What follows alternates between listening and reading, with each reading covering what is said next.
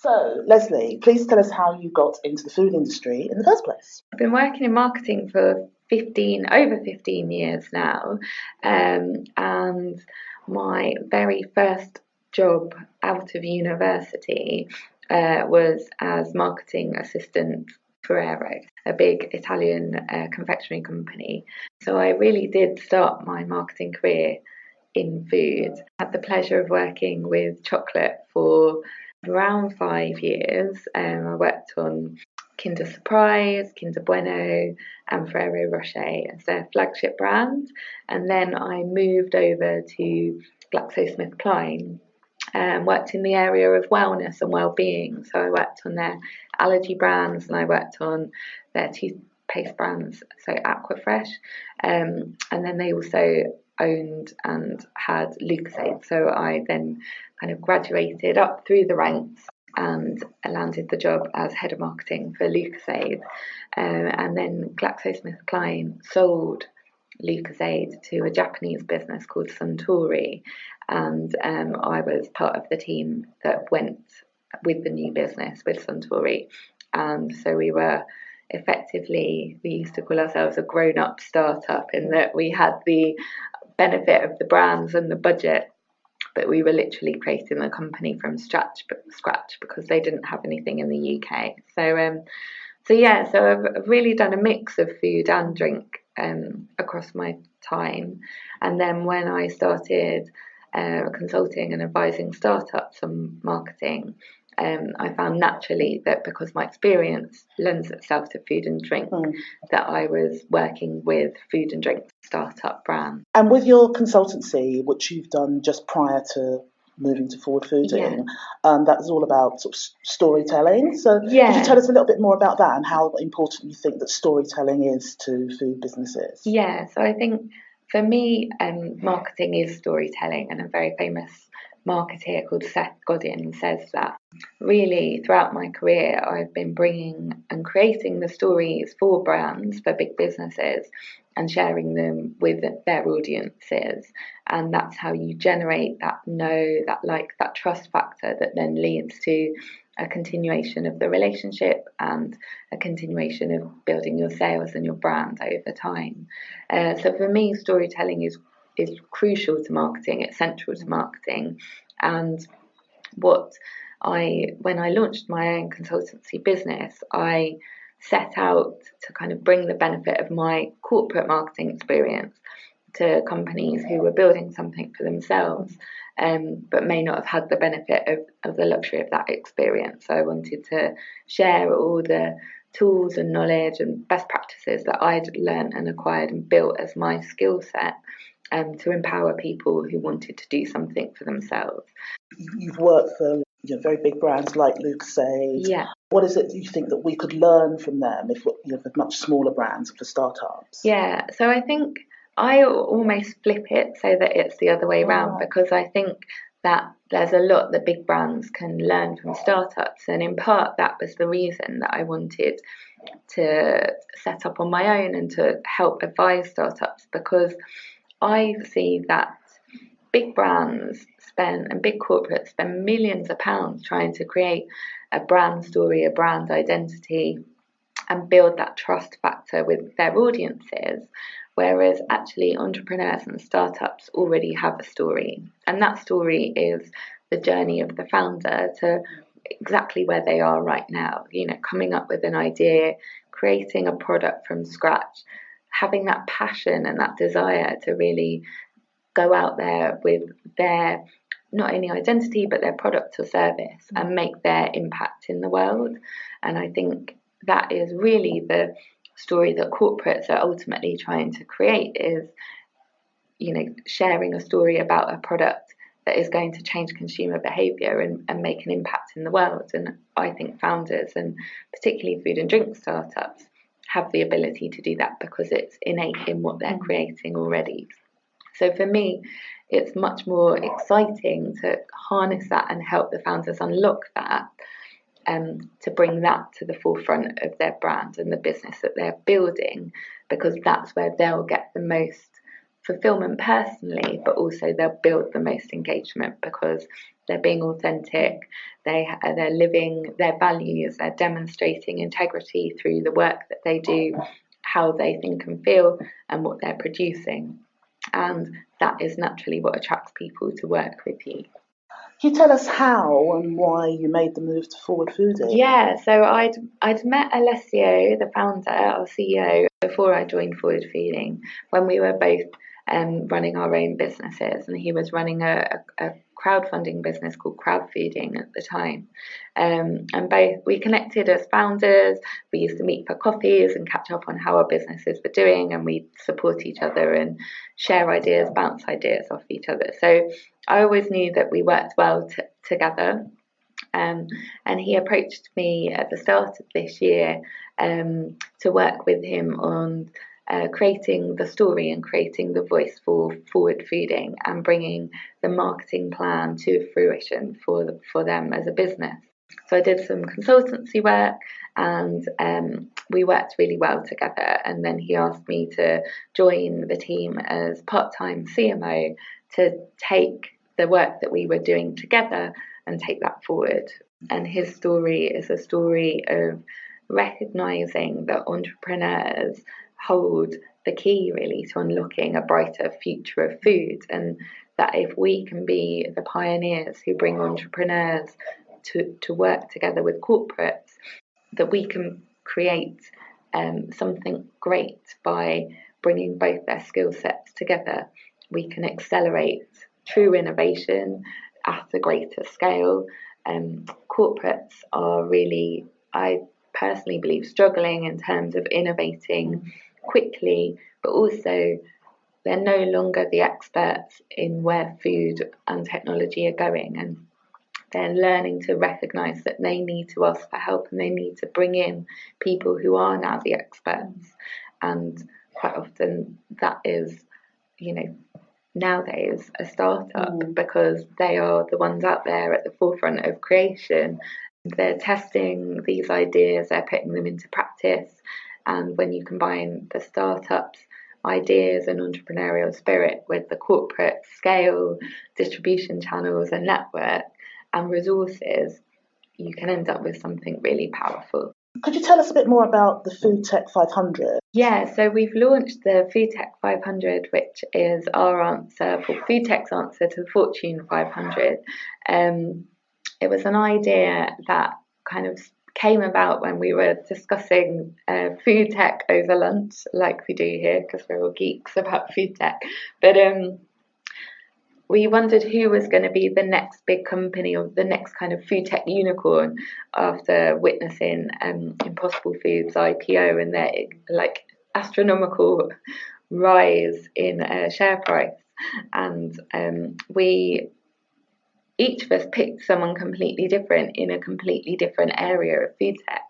And then it got us thinking, who are going to be the kind of the future leaders of this industry?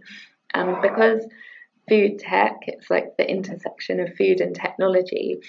As an industry, it's so diverse. You can have anything from supplements for cows to drones. It's such a huge breadth of innovation.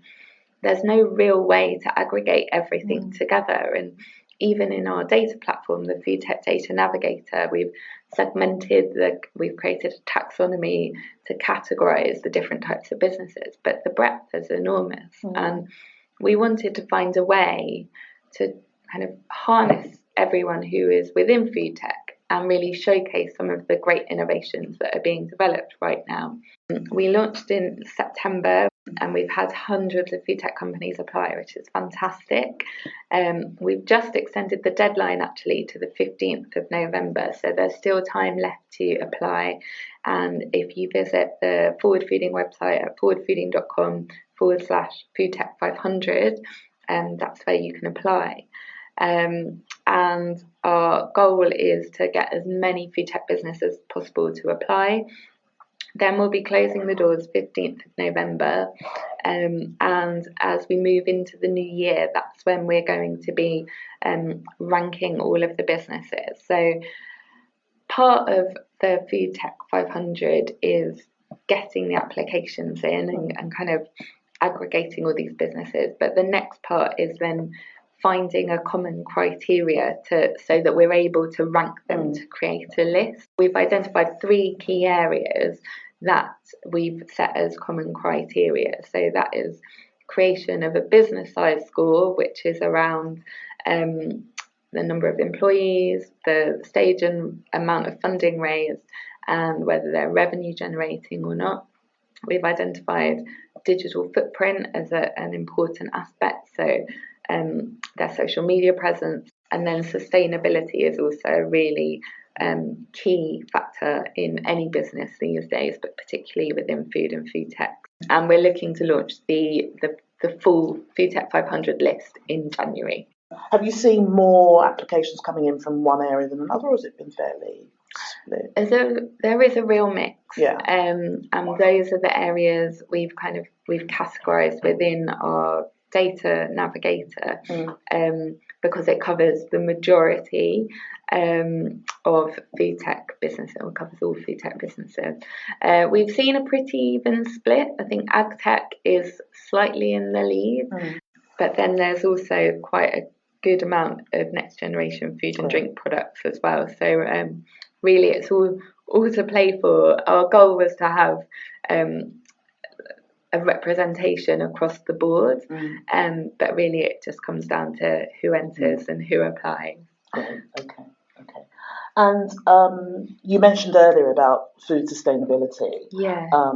Why do you think the public are becoming so much more interested and concerned about sustainability? I think there's a growing awareness that us as individual people can make a change, and we can use our voices to really have an impact on the world around us. And I think there was a time before where perhaps we didn't feel as empowered as we do today with the choices that we can make. So for me, I see sustainability as becoming more of a lifestyle choice, or a lifestyle, like an addition to your lifestyle, and the products are now available for you to be able to make those choices, whereas even a few years ago they weren't. And I really truly attribute that to startups. Once you know that packaging can be created in a sustainable way or can be biodegradable, why on earth would you choose anything else? So obviously you've been working really closely with Alessio, and I'm sure he's one of your inspirations, or you find him very inspiring. I do. Who else would you say who you find inspiring, I suppose, in the world of food at the moment? I personally think it's all the founders, and that's because on a daily basis I'm meeting people who have seen an opportunity or identified a need that they have personally or other people have that's not being met, and they've investigated a way to go and create a solution for that. And they're investing their time, their resources, their money, their energy into creating something that has the potential to impact not only their lives but the lives of other people around them. And to me, that's truly inspirational. You're on a mythical desert island. Okay. And you've got one ingredient you can't live without. What would that be? And it's a 2-part question. And if there was one dish type that you could always live on forever, what would that be too? I think it would have to be potato. Potatoes comes up quite often, actually. Because I think you've got a number of options of what you can create with a potato. I think it's like a staple food. To all those carb-free people out there, I'm sorry, but I love my carbs. And I think that I'm a massive fan of mashed potatoes. So if I had to eat one thing forever, I'd probably be okay with that. Okay, that's great. Have you found any particular advantages from being a woman in the food industry?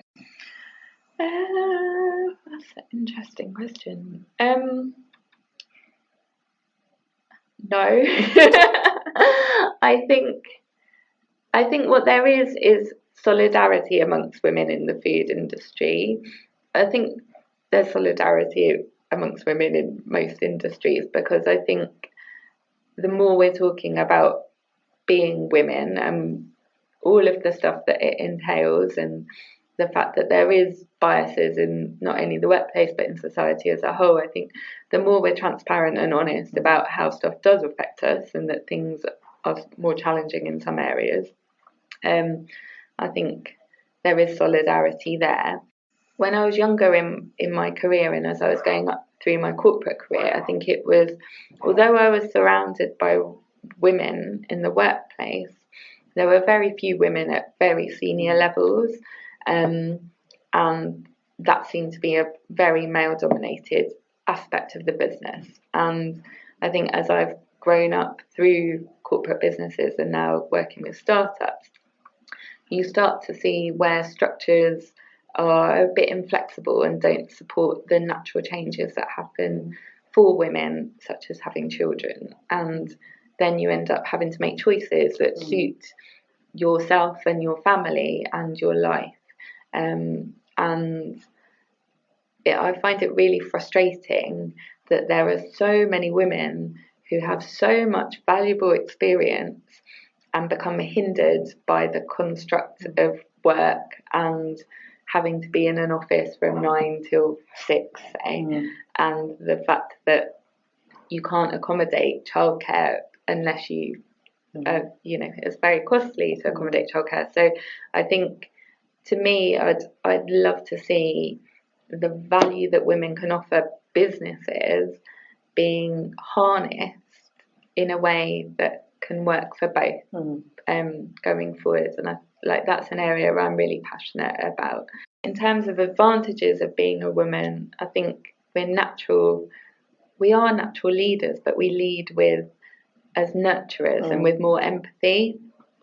And those are often skill sets that aren't as valued as perhaps assertiveness or aggression in the workplace. But I truly believe this is a new time for women and we can do whatever we set our minds to. So I think it's really down to us to stop repeating the old stories and start to carve out our new story.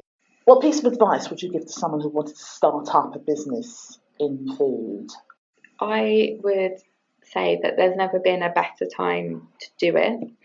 I think the food and drink startup community is really supportive and encouraging.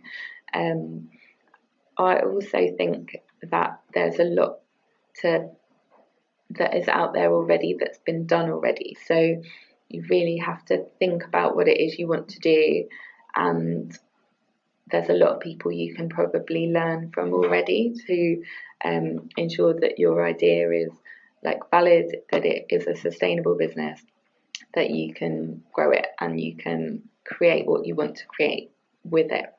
I think anyone who's setting up their own business needs to have the mental and emotional ability to go for what it is that they want to achieve, but not have their hopes and dreams and the self-esteem pinned on that, because there's a good chance that it may not end up exactly as you envisage it right now. Being able to pivot and to go with the flow and see how things pan out and where the opportunities are is critical to being a good entrepreneur. And having that, I suppose, self-conviction that you can get through whatever the hurdles or obstacles are, you'll find a way, I think is really probably the mainstay of the entrepreneurial journey. So yeah, my advice would be go for it, but also to be open to what happens along the way.